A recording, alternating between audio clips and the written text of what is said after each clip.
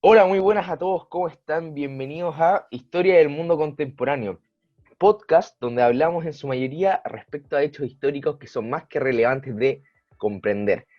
Mi nombre es Oscar Dillems, conductor de este podcast, y hoy me acompañan, en primer lugar, Diego Pérez, Hola, buenas tardes a todos. Gracias por la invitación, Oscar. a ti Diego, Agustina San Nicolás, Hola, muy buenos días a todos. Claudio Manquiñir Hola, buenos días. y por último, Giordano Perucci. Hola, hola, hola. Agradecerles a todos por estar acá y el día de hoy junto a mis acompañantes hablaremos respecto a un tema muy interesante, la Guerra Fría. Me gustaría que a lo largo del programa vayamos tocando algunos puntos importantes respecto a este tema. Si bien hay muchos temas importantes que podríamos tocar, nos centraremos solo en algunos, si les parece bien. Sí, perfecto. Perfecto. Bueno, en primer lugar, me gustaría que partamos hablando un poco de la Guerra de Corea, donde ya había un conflicto entre estas dos Coreas, que son Corea del Sur y Corea del Norte, en donde Corea del Sur era apoyada por las Fuerzas Armadas de países comandados por Estados Unidos, y en cambio, por el lado de Corea del Norte, había un apoyo por parte de la República Popular de China y la Unión Soviética. Este suceso es uno de los primeros episodios de la Guerra Fría, y, por ejemplo, Claudio, ¿qué nos puedes decir respecto a esto? Hola, Oscar, muy buenas. Muchas gracias por invitarme a este podcast. Un tema interesante de la Guerra Bienvenido. Fría y uno de los más emblemáticos es la Guerra de Corea, evidentemente. ¿Qué te puedo decir? Después de la explosión de la bomba nuclear en el territorio del Imperio japonés en esa época, la Unión Soviética declaró la guerra a Japón y se decidió invadir la península de Corea, que desde 1910 aproximadamente está bajo el dominio del imperio. Los soviéticos tomaron la parte norte de Corea, mientras que el ejército americano como respuesta tomó en el sur, para evitar una posible ocupación total del imperio. Dando después Entiendo. como línea divisoria el famosísimo paralelo 38 que ya todos conocemos, hasta que Ujú. en el 25 de junio de 1950 Corea del Norte decide invadir Corea del Sur. Así como nos relató Claudio, empezaba el primer conflicto de la Guerra Fría. Por primera vez desde el fin de la Segunda Guerra Mundial, el bloque comunista y el de Occidente se enfrentaron militarmente. Con países como Cuba y Vietnam en manos del comunismo, Estados Unidos quería evitar a toda costa que los soviéticos llegaran a Japón, pues este país era de gran importancia económica para el bloque capitalista. Exactamente. Con la autorización y el apoyo de las Naciones Unidas, las tropas estadounidenses y los otros 15 países como Colombia desembarcaron en el sur de Corea en 1950. A base de bombarderos aéreos, los estadounidenses arrasaron ciudades norcoreanas enteras. Pero las fuerzas de Corea del Norte, la Unión Soviética y China se defendieron y contraatacaron a lo largo de los 3 años que duró el conflicto. Así la frontera entre ambos países fue modificándose constantemente, hasta el punto que las dos naciones, la del sur y la del norte, podrían haber llegado a su fin con los ataques armados. En el enfrentamiento murieron cerca de 3 millones de personas, dentro de ellas 2 de civiles. 3 millones de personas. Exactamente, un Un montonazo. número muy grande. La Sí. embarró. Bueno, pero a pesar de las grandes hostilidades que se habían vivido, estas llegaron a su fin con el armisticio firmado en el año 1996, en el que se restauró la frontera del paralelo 38, como era antes de la guerra y como muy bien mencionaba Claudio. Sin embargo, nunca se firmó un tratado de paz definitivo, por lo que se podría considerar que Corea del Norte por un lado, Corea del Sur y Estados Unidos por el otro siguen técnicamente en guerra. O sea, técnicamente a día de hoy están, sí, siguen peleando. Se podría decir Exactamente. así. Se podría decir que continúa aún el enfrentamiento, pero sería hablar de más. Bueno, para seguir avanzando un poco, me gustaría que habláramos de un segundo tema importante que tiene relación con la Guerra Fría, y este sería la crisis de los misiles. Giordano, ¿qué nos puedes contar acerca de este acontecimiento?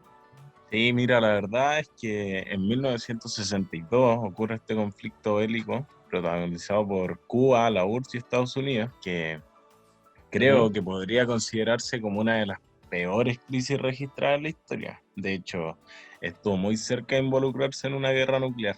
Pero espérate, antes de que sigas, ¿cómo se genera todo esto? Muy buena pregunta, Oscar. Mira, este conflicto se produjo tras el fracaso del presidente Kennedy de invadir Cuba.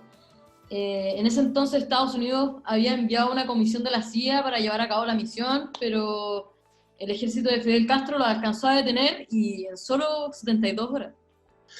Oh, Aus, me quitaste las palabras de la boca, pero claro, debido a este fracaso de invadir Cuba, Estados Unidos implementó un plan de invasión mucho más directo, la Operación Mangosta. Bueno, este plan fue detectado por la Unión Soviética, la cual notificó inmediato a Cuba. Claro, llegó a Cuba a tiro la información. Oye, y aclarar que después de esto, el líder de la Unión Soviética fue el que le propuso a Cuba instalar misiles como medida preventiva.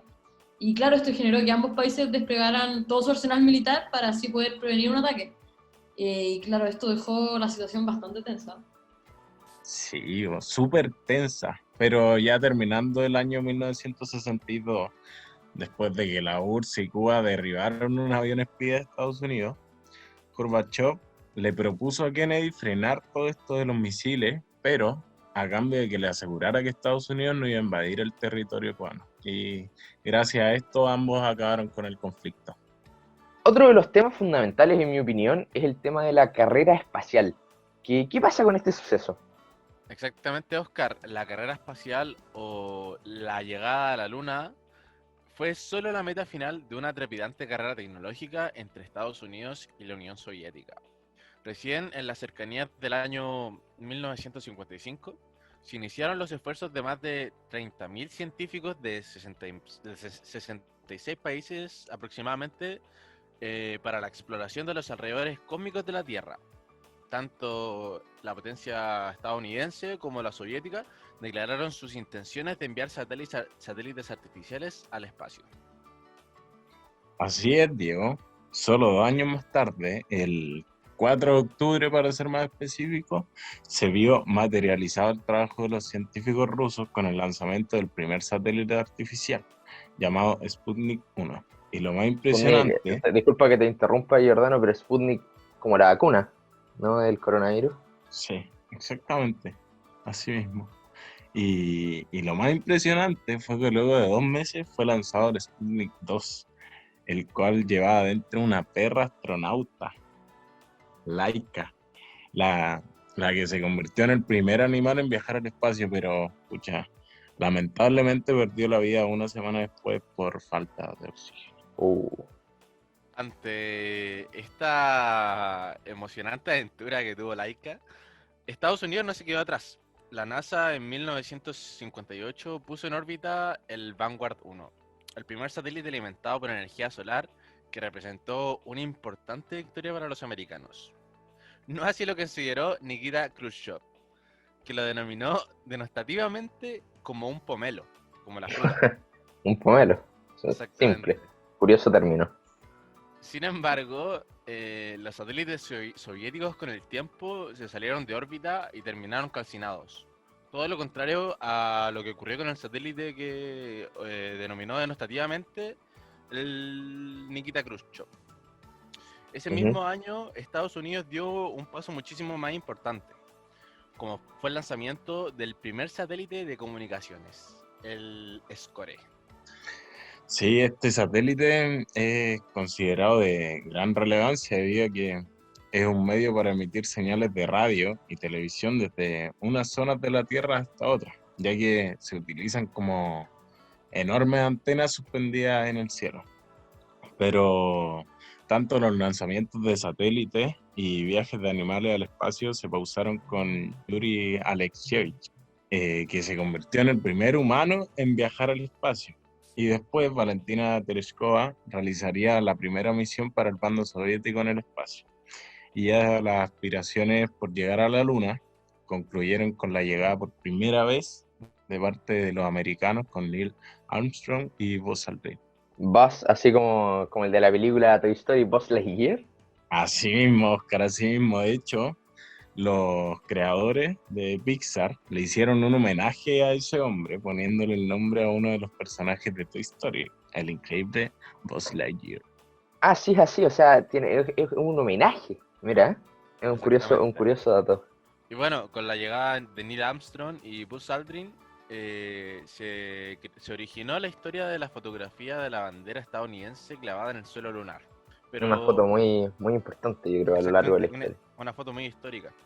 Pero Ujú. ahí no concluyó la carrera espacial. Estados Unidos y la Unión Soviética continuaron con sus intentos de dominar el espacio. Pero en una ocasión realizaron una misión conjunta en la que los agentes espaciales de ambos países se unieron. Los historiadores lo consideraron como el fin de la Guerra Fría, debido a que ambas potencias se unieron por un fin mayor. Bueno, por último y en honor al tiempo, ¿qué te parece, Agus, si tocamos un poco el tema de la situación de Alemania después de la Segunda Guerra? Sí, perfecto, perfecto. Bueno, Oscar, contextualizándonos en Alemania luego de la Segunda Guerra Mundial, podemos encontrar varios factores importantes que claramente marcaron un antes y un después para el futuro de esta nación. Alemania se encontraba destruida debido a las consecuencias de la guerra y por eso se dividió en 4 zonas autónomas. Aunque, claro, inicialmente el plan era reunificar el país, no se pudo porque había una muy fuerte tensión entre el bando capitalista y el comunista. Y eso provocó que surgieron 2 estados independientes, que era la República Federal y la República Democrática. Claro, Agustina. Oye, pero antes que nada, si yo lo recuerdo, el bando de los aliados no tenía ningún acuerdo para dividirse las tierras del bando perdedor. Este tratado no fue una realidad hasta el Tratado de Potsdam, que terminó con una Alemania dividida principalmente en 2 bloques, como dice el AU, con el bloque capitalista que estaba por Estados Unidos, Reino Unido y Francia, y en el otro lado estaba la Unión Soviética, siendo esta comunista. En este tratado ocurre un hecho interesante, es que todos los países que se habían envuelto en la guerra querían una parte de Berlín, y es por esto que se subdividió la capital alemana para dejar contento a todas las naciones. Exactamente. Bueno, y al pasar de los días empezaron a emigrar las personas del territorio soviético hacia el territorio capitalista. Oye, Oscar, ¿tú te imaginas cuántas personas fueron las que emigraron? Yo creo que deben haber sido muchas. Yo creo. Un número adivinando. Uf, yo creo que millones, no podría decir un número exacto. Ya no, la verdad es que no fueron tantos, fueron alrededor de unos 47.000 habitantes, pero igual es Ujú. mucho.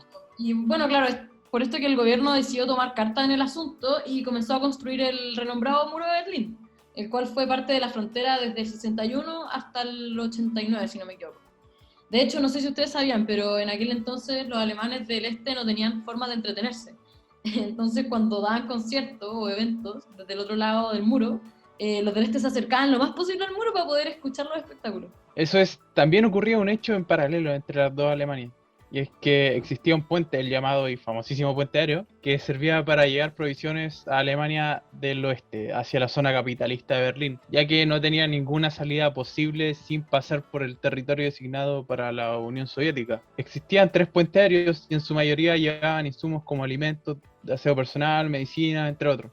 Todo esto para asegurarse una calidad de vida digna a los ciudadanos de la República Federal Alemana en Berlín. Ya que existía un gran número de personas en el Berlín del Oeste, se requerían muchos aviones con insumos diarios. Prácticamente iban uno detrás de otro para así llegar con la ayuda necesaria. Bueno, y ya para ir concluyendo con este tema, hablando de la caída del muro de Berlín, que fue un hito en el que la población alemana, de manera pacífica, sin derramar sangre ni disparar armas de fuego, se derriba el muro de Berlín, que dividió por casi 3 décadas la capital alemana, conllevando a la reunificación finalmente de Alemania y simbolizando de cierta forma el final de la Guerra Fría y, claro, la construcción de un nuevo orden mundial. Transcurrieron prácticamente 30 años, como dice Lagu, desde que se había levantado el muro. Fue un momento de reencuentro con la familia y la unión de 2 sociedades ahora distintas, ya que fueron separadas por muchísimo tiempo por temas políticos. El muro de Berlín fue un episodio negro en la historia, pero que es importante recordarlo para que jamás vuelva a ocurrir. Estoy muy de acuerdo contigo, Claudio. Yo creo que sin duda fue un episodio oscurísimo en nuestra historia y es fundamental recordarlo. Debe haber sido muy duro para todas esas familias de repente estar separadas y no poder verse en décadas, como mencionaban ustedes. Y es importante conversarlo, ya que muchas personas se pueden ir enterando de algunas realidades que ocurrieron hace no tantos años como lo parece, porque si nos ponemos a ver las fechas, no ha pasado tanto tiempo desde estos hechos. Yo creo que se ven muy lejanos a la percepción de la sociedad hoy en día. No sé si están de acuerdo con ello. Completamente. No, Sí. totalmente de acuerdo contigo. Bueno, lamentablemente eso ha sido todo por el día de hoy. Les quiero agradecer a todos nuestros oyentes y en especial a los invitados el día de hoy. Lamentablemente eso es todo. Les agradezco nuevamente y espero verlos en una próxima ocasión en Historia del Mundo Contemporáneo. Que estén muy bien. Hasta luego.